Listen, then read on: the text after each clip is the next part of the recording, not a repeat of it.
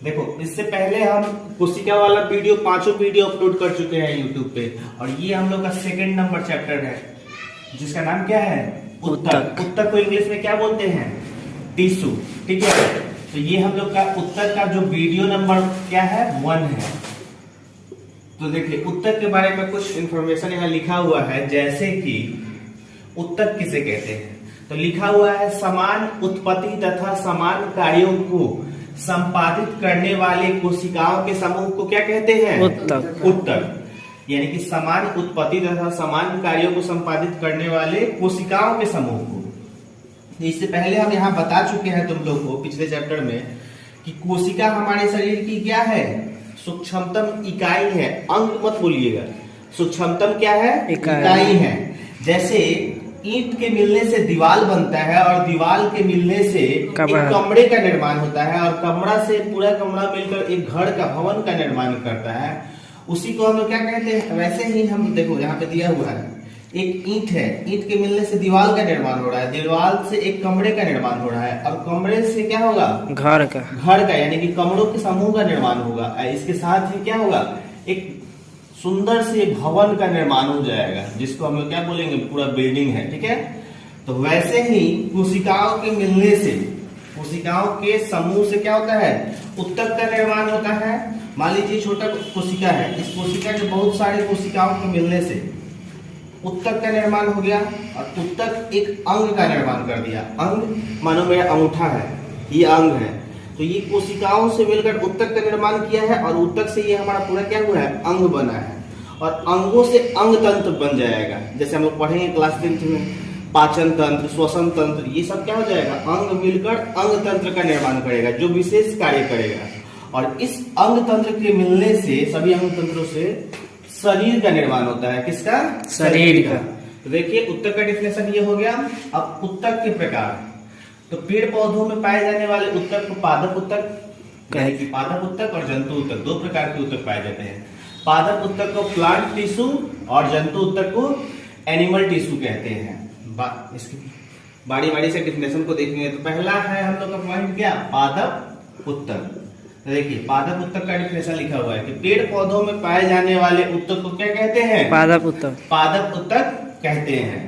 अब देखो, इसका हम क्लासिफिकेशन यहाँ किए हैं, ये कि पादप उत्तक का वर्गीकरण देखो 2 भागों में इसको बांटे हैं। पहला विभज्योतिक उत्तक, और दूसरा अस्थायी उत्तक। विभज्योतिक उत्तक को 3 भागों में, यानी कि विभज्योतिक उत्तक का 3 प्रकार होता है। कौन कौन? शीर्ष अस्त विभज्योतिक उत्तक, हम सिर्फ शीर्ष अस्त यहाँ लिखे हैं, आप लोग ये जोड़ लीजिएगा, विभज्योतिक उत्तक। दूसरा पार्श्व अस्त विभज्योतिक उत्तक, उसके बाद तीसरा अंतरावेशी विभज्योतिक उत्तक। ठीक है, डॉट डॉट हम दे देते हैं। तो ये क्या है? विभज्योतिक उत्तक का प्रकार है। और दूसरा जो प्रकार है अस्थायी उत्तक, उसका भी ये प्रकार होता है, 2 प्रकार का होता है। पहला तो होता है सरल उत्तक, और दूसरा होता है जटिल उत्तक। इस सरल उत्तक के भी 3 प्रकार होते हैं, जिसका नाम है मृदु उत्तक, स्थूलकोण उत्तक, दृढ़ उत्तक। ठीक है, और जटिल उत्तक का 2 प्रकार होता है, जाइलम और फ्लोएम। नाम तो सुना होगा सब, जाइलम और फ्लोएम। ठीक है, तो इस सब का डिटेल से करेंगे। तो इतना आप लोग नोट कर लीजिए कॉपी में। स्ट्रक्चर तैयार हो गया। अब बारी बारी से हम लोग जैसे पादप उत्तक में स्टार्ट किए हैं पादप उत्तक के बारे में, तो अब पहला पॉइंट हम लोग क्या पढ़ेंगे? विभज्योतिक उत्तक के बारे में और इसके प्रकार के बारे में। ठीक है, चलिए तो अब देख लेते हैं। जो पादप उत्तक में पहला है हमारा विभज्योतिक उत्तक, यानी कि लिखा हुआ है पहला कि यह अवयस्क जीवित कोशिकाओं का बना होता है। किसका बना होता है? अवयस्क जीवित कोशिकाओं का। व्यस्क नहीं, हम लोग जानते हैं ना व्यस्क किसे कहते हैं, अवयस्क किसे कहते हैं। तो ये जो होता है अवयस्क जीवित कोशिकाओं का बना होता है, जिसमें विभाजन की क्षमता होती है। जिसमें क्या होता है? वह कोशिका जिसमें विभाजन की क्षमता होती है। और ये कोशिका कैसी होती है? अवयस्क होती है। आगे लिखा हुआ है दूसरा पॉइंट कि इस उत्तक की कोशिकाएं कैसी होती है जी? छोटी, अंडाकार और बहुभुजी होती है, यानी कि बहुत सारा भुजा होता है। ठीक है, पौधों में वृद्धि का स्थान क्या है? विभज्योतिक उत्तक को ही बोला जाता है। इसी से पौधों का क्या होता है? वृद्धि एवं विकास होता है।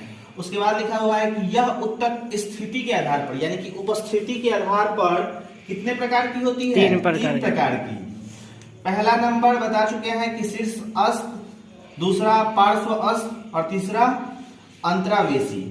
तो अब देखिए पौधों में इसकी स्थिति कैसी होती है, तो हम यहाँ फिगर बना दिए हैं। बारी बारी से इसका तो नाम लिखवाएंगे, लेकिन एक बार आप लोग समझ जाइए। जो पहला है शीर्ष अस्त, इसकी उपस्थिति कहाँ होती है? तो जो पेड़ पौधा होता है ना, उसके शीर्ष में होता है, ठीक है। शीर्ष बोले तो उसकी जहां से वृद्धि होती है उसमें होता है।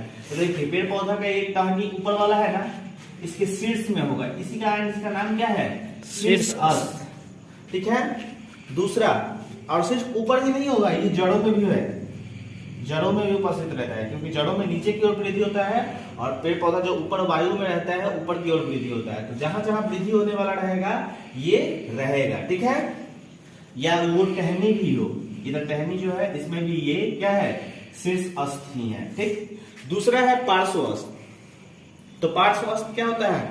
जो पौधों का रिंग जैसा दिखता होगा, सब कटता है तो क्या होता है? रिंग जैसा बना रहता है ना, वो होता है, उसमें होता है पार्श्व अस्त। यानी कि ये मोटाई वृद्धि करने का काम करता है, परत पे परत, रिंग पे रिंग बनाता है। बताएंगे परिभाषा जब लिखवाएंगे तो। और जो अगला है अंतरावेशी, ये कहाँ होता है? तो तुम लोग देखता होगा सबके पेड़ पौधों में नई टहनी निकलती है ना, यस सर। तो हर एक जगह से नहीं निकलेगा, उसका स्थान होता है। तो जहां पे ये पाया जाएगा वहीं से क्या होगा? टहनी निकलेगा, सभी जगह से नहीं निकलता है। देखना सब पेड़ का अधिकांश भाग क्या होगा? क्लीन होगा, वहां से टहनी उतनी नहीं निकलता है, लेकिन कहीं कहीं से निकलता है, जिसको हम लोग क्या बोलते हैं? पचगी निकल रहा है। तो वहां पे क्या पाया जाता है? अंतरावेशी, ठीक है। तो आइए इसको हम लोग देख लेते हैं बारी बारी से इसका डेफिनेशन। देखिए यहाँ पे पहला क्या है? शीर्ष अस्त, ठीक है। इसका काम क्या होता है? ये तने एवं जड़ के शीर्ष भाग में होता है। कहाँ होता है? शीर्ष भाग में। जैसे हम इंसान ही हैं, हमारे सर का वृद्धि, यहाँ वृद्धि होना है, तो मान लो कि यहाँ कुछ उपस्थित है जो कि वृद्धि कर रहा है, शरीर के और अंग में नहीं हो रहा है, यहाँ वृद्धि हो रहा है। तो वही चीज है, ये कहाँ होता है? तने के शीर्ष भाग में, क्योंकि वृद्धि तो यहीं से ना होगा इसमें। यस। तने के शीर्ष भाग में होता है तथा लंबाई में वृद्धि करता है। ये क्या करता है? लंबाई में वृद्धि करता है, मोटाई में वृद्धि करने का काम इसका नहीं है। दूसरा है यह ऊतक प्राथमिक विभाजक से बनता है, ठीक है। दूसरा है हमारा पार्श्व अस्त।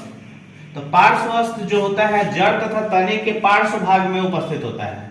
यानी कि देखिए ये पता है ना रिंग वाला, ये कहाँ है? ये कोई जरूरी नहीं कि इसी में होगा, यहां भी हो सकता है, ठीक है, क्योंकि इसको भी तो परत चाहिए ना।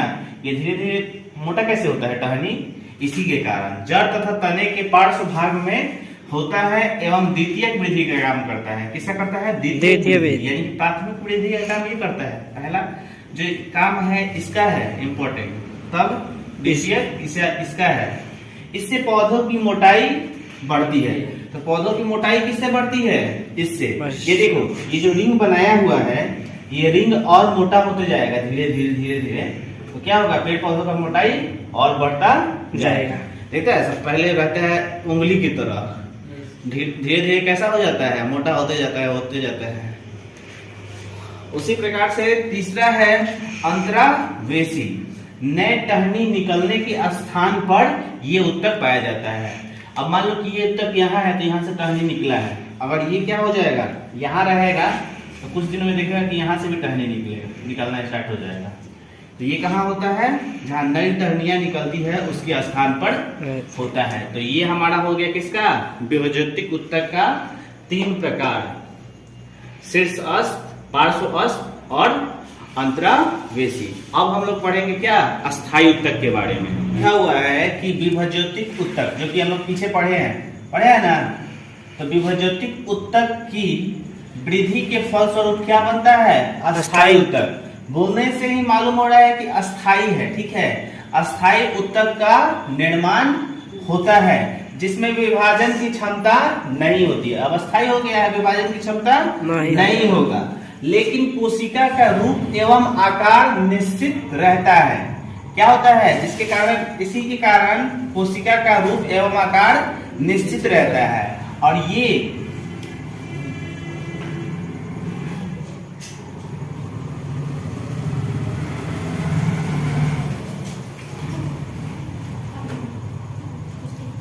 ये मृत या सजीव होते हैं। क्या होता है जी? ये मृत या सजीव होता है। अस्थाई उत्तक के अब प्रकार को देख लेते हैं। तो अस्थाई उत्तक का दो प्रकार होता है उत्पत्ति के आधार पे। किसके आधार पर? उत्पत्ति के आधार पर। कौन कौन सा? तो पहला हो जाएगा प्राथमिक अस्थाई उत्तक और दूसरा क्या हो जाएगा? द्वितीयक अस्थाई उत्तक। ठीक है, तो प्राथमिक अस्थाई उत्तक का काम क्या होता है? इसकी उत्पत्ति जो है शीर्ष अस्त एवं अंतर्वेशी विभजतिक से होता है। किससे होता है? पढ़ा है ना, शीर्ष अस्त, और दूसरा क्या बोल रहा है? अंतरावेशी उत्तकों से, विभजतिक उत्तक से होता है। दूसरा नंबर हमारा क्या है? द्वितीयक अस्थाई उत्तक। इसकी उत्पत्ति कहां से होता है? तो पार्श्व अस्त। पार्श्व अस्त कहां होता है? क्या काम होता है? तो बताया है ना, मोटाई वृद्धि करने में, यानी कि केवल पार्श्व अस्त या कैवियस कोशिकाओं से ही इसका निर्माण होता है। ठीक है, तो आज के लिए इतना ही अस्थाई उत्तक का। इसका आगे कल हम लोग पढ़ेंगे। ठीक है।